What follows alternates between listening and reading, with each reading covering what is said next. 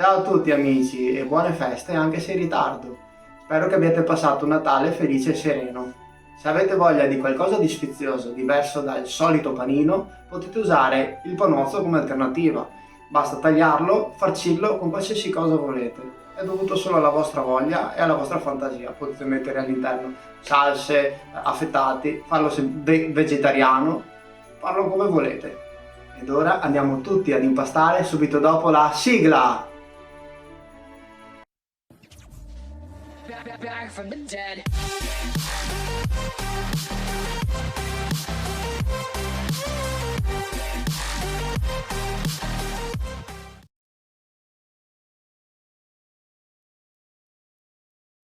Per la ricetta che andremo a realizzare oggi avremo bisogno di 320 g di farina zero di una media forza, 0,8 g di lievito di birra secco, 8 g di sale e 10 g di olio extravergine di oliva e 208 g di acqua fresca possibilmente. Quindi, come prima cosa, andremo a versare tutta l'acqua nella nostra ciotola. Riversiamo il lievito, lo sciogliamo un pochettino. A questo punto possiamo introdurre la farina un poco per volta e cominciamo a mescolare. Cerchiamo di rimuovere tutti i grumi, andiamo avanti a mescolare finché non abbiamo rimosso praticamente tutti i grumi. Una volta che si è formata una specie di pastella possiamo andare avanti con l'introduzione della farina, sempre un po' per volta. Mettiamo l'altra farina, mescoliamo ancora. Aggiungiamo dell'altra farina, mettiamo un altro po' di farina, a questo punto aggiungiamo il sale, aggiungiamo l'olio e riprendiamo a mescolare. Aggiungiamo un altro po' di farina, l'ultima parte della farina ce la teniamo per quando andiamo a lavorarla a mano sul nostro piano di lavoro. Facciamo questo tipo di movimento dall'esterno verso l'interno ruotando la ciotola perché così verrà assorbita per bene tutta la farina e introduciamo dell'azione meccanica che serve proprio per far partire bene la lievitazione e la maturazione dell'impasto. Dopo qualche minuto e aver ottenuto un impasto simile a questo possiamo spostarci sul nostro banco di lavoro. Come prima cosa riversiamo tutta la farina rimasta, versiamo sul nostro tavolo e dobbiamo farla assorbire al nostro impasto che ora andremo a riversare sopra. Faremo questo tipo di movimento così fino a che tutta la farina non sarà stata assorbita.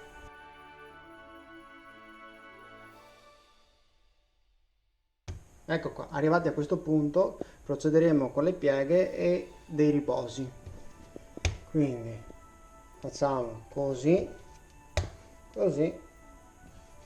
e lasciamo riposare per 15 minuti. Passati 15 minuti il nostro impasto si presenta così. Adesso facciamo un altro giro di pieghe e nel frattempo notiamo che l'impasto inizia a essere più legato e la nostra maglia glutinica si sta formando, vedete? Altri 15 minuti di riposo. Dopo 15 minuti vediamo come si presenta il nostro impasto. Direi che è pronto, è vellutato, quindi possiamo preparare una ciotola per poi passare alla maturazione in frigorifero.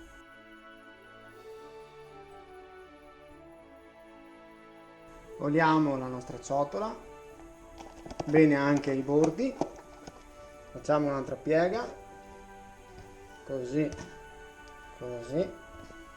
chiudiamo bene sotto, facciamo un po' di pirlatura in questo modo e riponiamo il nostro impasto qui.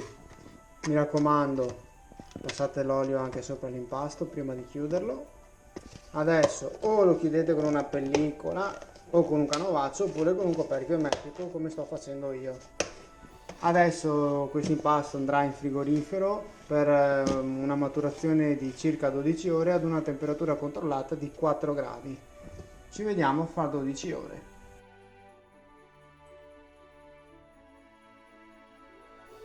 Passate le 12 ore di maturazione, procediamo con la fase dello staglio e la creazione dei nostri panetti. Quindi prendiamo il nostro impasto, lo riversiamo sul banco di lavoro, lo dividiamo all'incirca a metà e dovrebbero venire dei panetti di circa 260 grammi. Perfetto, abbiamo dei panetti di circa 260 grammi.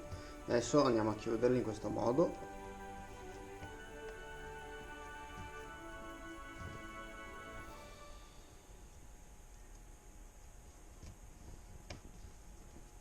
Facciamo un po' di perlatura.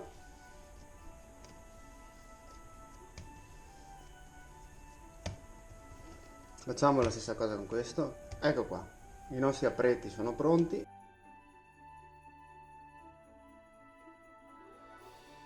Adesso li mettiamo su dei contenitori oliati e li chiudiamo con la pellicola o con un coperchio in modo ermetico o con un canovaccio.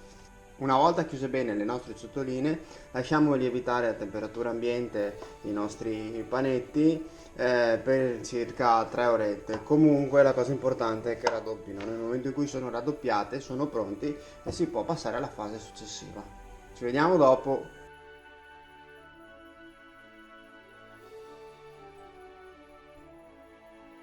Il pasto è più che raddoppiato, è arrivato il momento di stenderlo. Come prima cosa versiamo sul nostro piano di lavoro la semola di grano duro rimacinata, mettiamo la nostra pallina. Adesso per fare il panuzzo bisogna tirare l'impasto in questo modo, sempre delicatamente.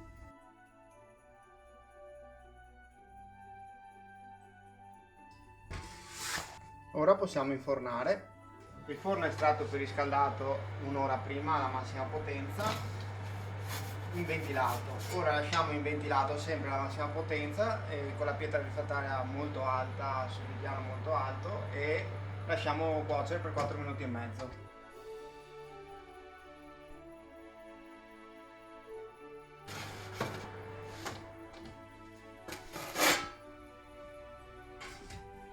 Adesso è arrivato il momento di tagliare a metà il panuzzo per poi passare alla farcitura.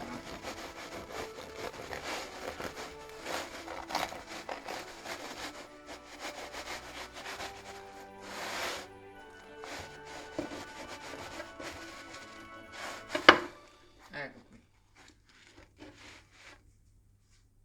Si vede lo sviluppo all'interno.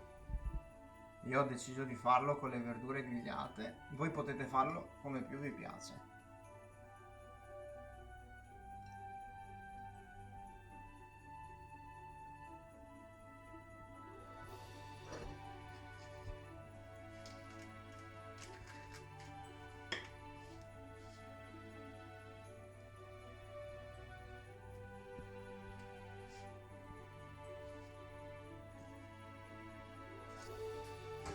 Adesso andiamo a infornare il nostro panuzzo per circa 1 minuto.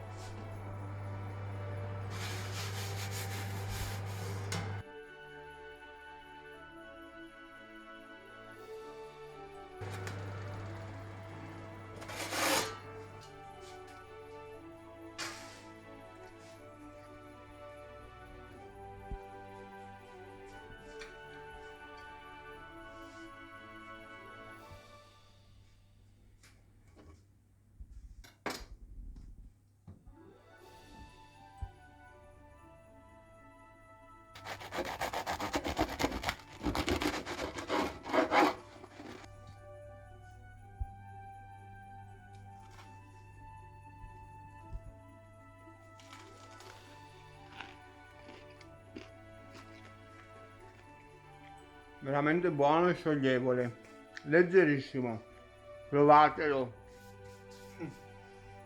Non vuoi ancora?